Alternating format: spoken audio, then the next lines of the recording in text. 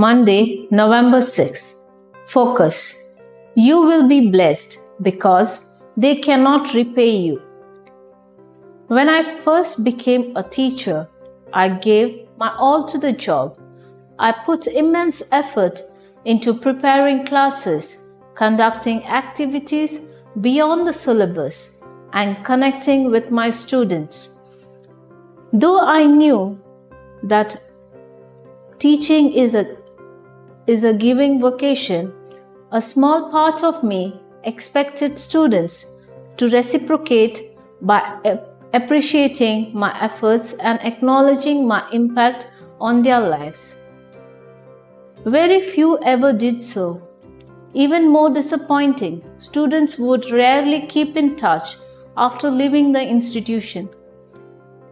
Over the years, I gradually learned to give of myself, accepting nothing in return. The same holds good for any act of giving. It is more blessed to give than to receive. At times, the receiver is not in a position to repay or reciprocate. At other times, our generosity goes unnoticed in a selfish world.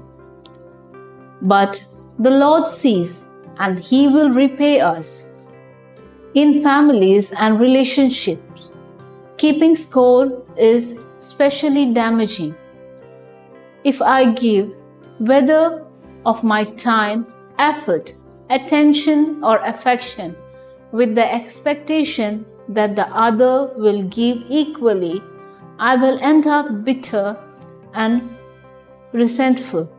One compelling reason we must give freely and unconditionally is that God has given us gifts we can never repay.